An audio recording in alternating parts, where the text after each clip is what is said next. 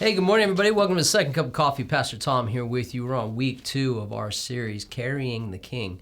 It's as we're moving into Easter, talking about, we started last week talking about the colt that carried Jesus into Jerusalem. It's called the triumphal entry, and that starts to kick off the events that would lead to his crucifixion, then ultimately his resurrection. We're going to skip ahead in Mark to Mark 15, and Jesus is now...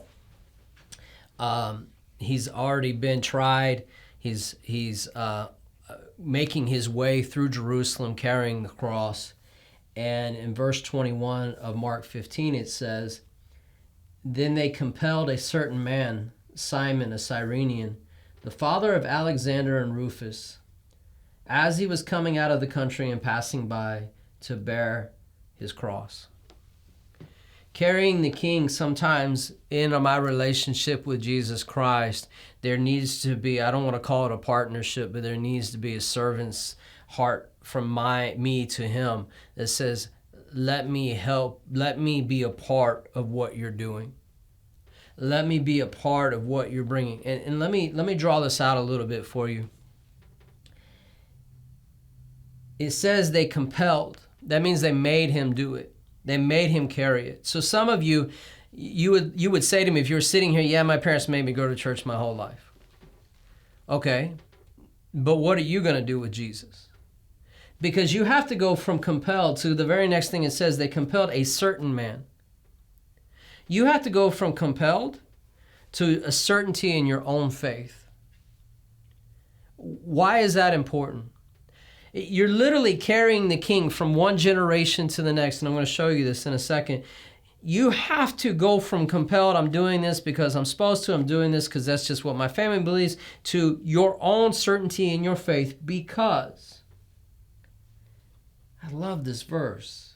It says, Simon, a Cyrenian, the father of Alexander and Rufus.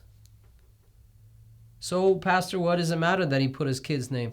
They put their kid's name because the people who read this, the people who wrote this, they knew who they were.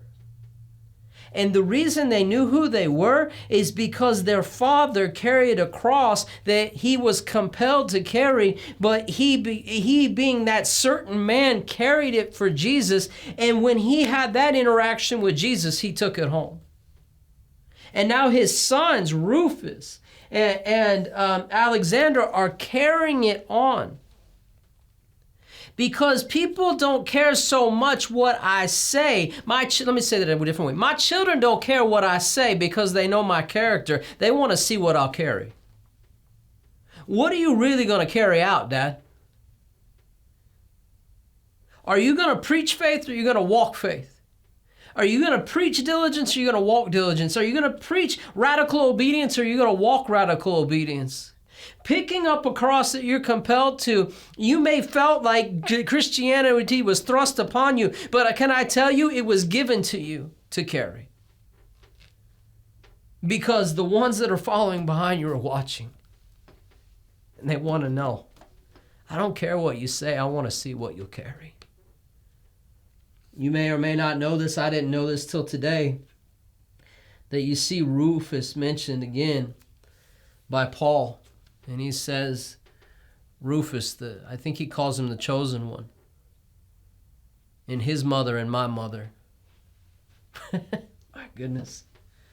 Can you imagine going from your dad being the one that carried the cross of the Messiah to being so close to Paul that he considers your mother his own mother? That's how it goes from generation to generation to generation. My wife loves the verse that says, I will declare his goodness or his works from one generation to another. It's not a direct quote, but you get the gist of what I'm saying.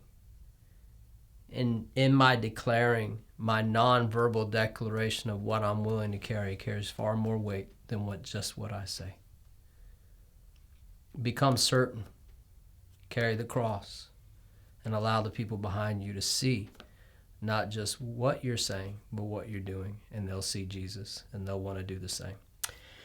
Hey, if you haven't followed us on Facebook or Instagram or wherever else you can find us, YouTube, download our app, whatever it is, please do that. Share this with somebody who you think might benefit. And we love you. God bless you, and we'll talk to you soon.